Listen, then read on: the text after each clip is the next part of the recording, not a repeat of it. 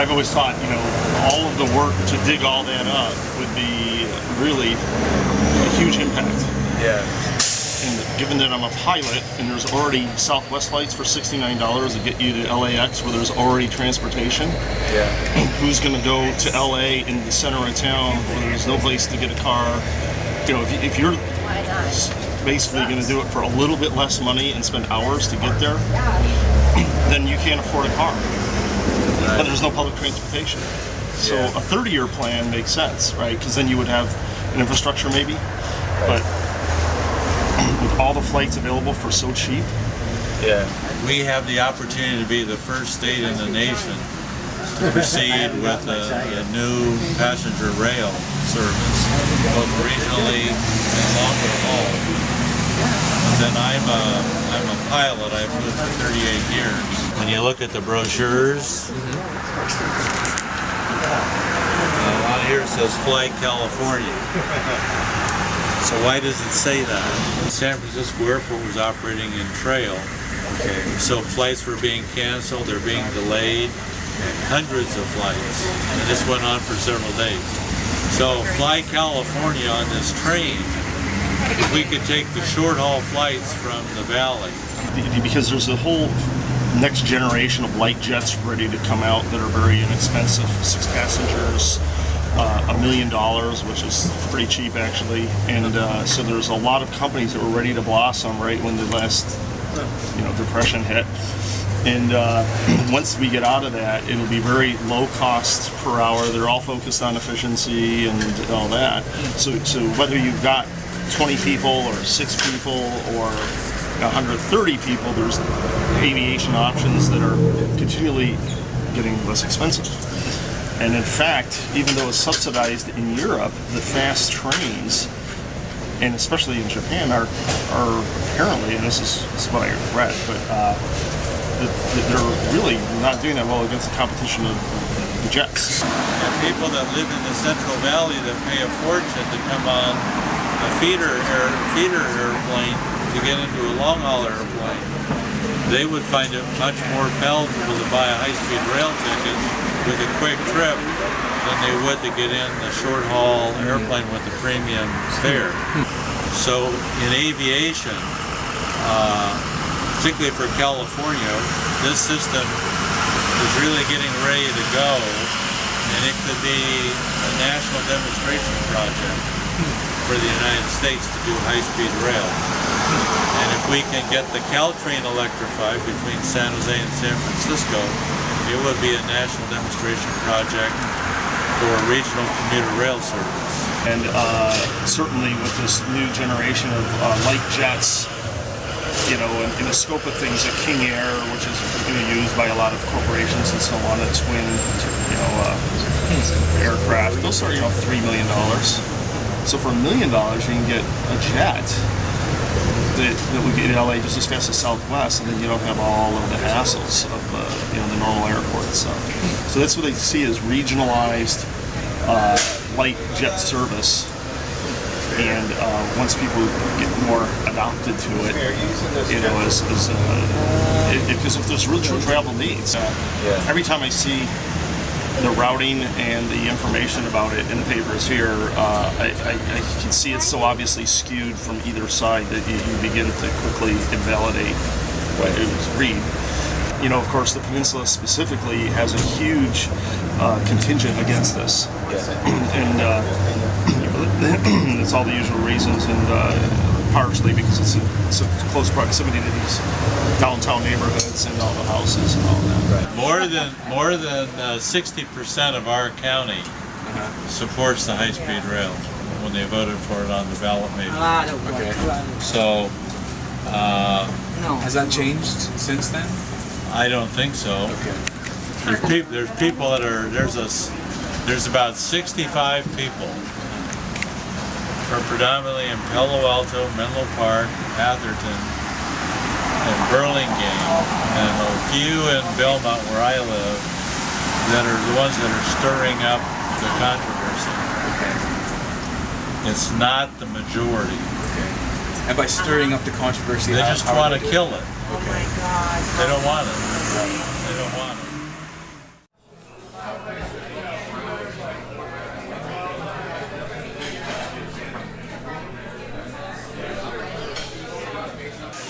had lunch already?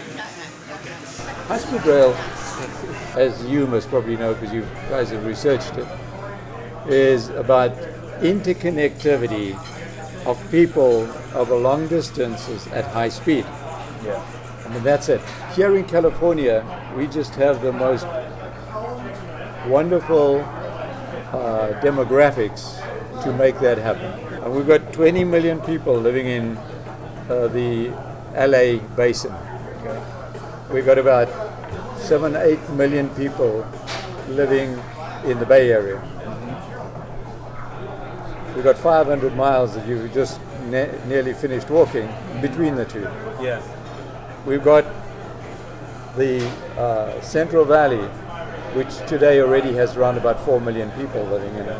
Yeah. So, that connection between these two big population areas, we have the most used air corridor in the nation, is the air corridor that we've got here between San Francisco, or North and South California. It is clogged.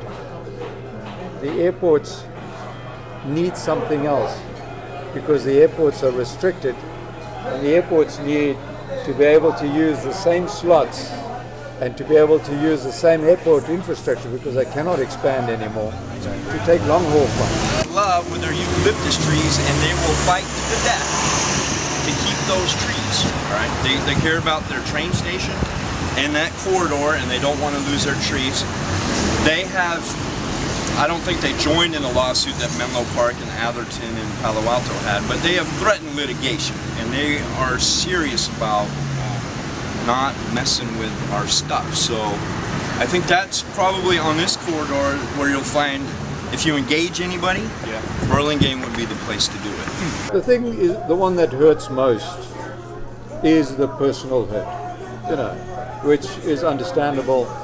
Nobody likes to be, especially where you've had a family farm, a longer term thing, and it's not very nice for anybody, especially a government, to come in and say we need to, take part of your farm and we need to take part of your property.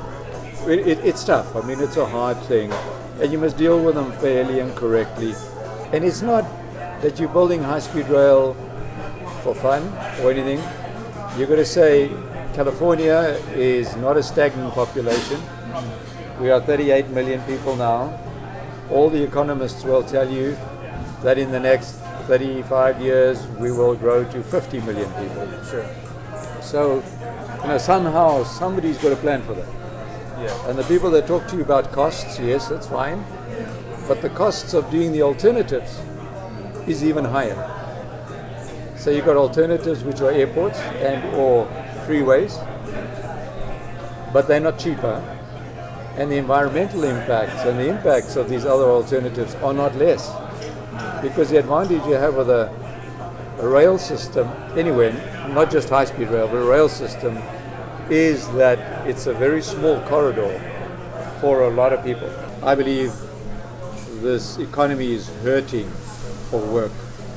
I mean, this economy is so begging for this type of project to get, in particular, the people in the Central Valley back into a job, because that will uplift so many families and people in the Central Valley and other parts of the state as well. But we've got 17-18% unemployment rates in the Central Valley cities. So it'll do great things for the employment rates in the state. But the resources, the financial resources, yes, it's a lot of money. It's going to be a lot of money, but it's not all money in 1 year. You must look first at what types of money is used every year to build the infrastructure of this country. Building roads, building airports, building all types of things. And then it becomes a very small portion of a big budget. So the question then comes is this the right time to do it? And we're back to the Washington, D.C. question of when is the right time? Now, big infrastructure projects like this have in the past, historically, been very successful in pulling countries out of recession. But I would definitely put more emphasis on more outreach. You can never do enough outreach. public meetings, talking to people. But do not forget that the problem doesn't just start with the public. It's even on the engineering side, on our side, mine and all my consultants. There are not that many people in the United States that really understand high-speed rail. So you got, a small pool of people that you're working with, and a vast number of people in the state that need to be informed. But so I go very often. I go to the aggressive meetings too. I mean, I go to the ag meetings and so on, because I just believe in the more you can talk to the people, the more you can interact with them, the more you can tell them the truth.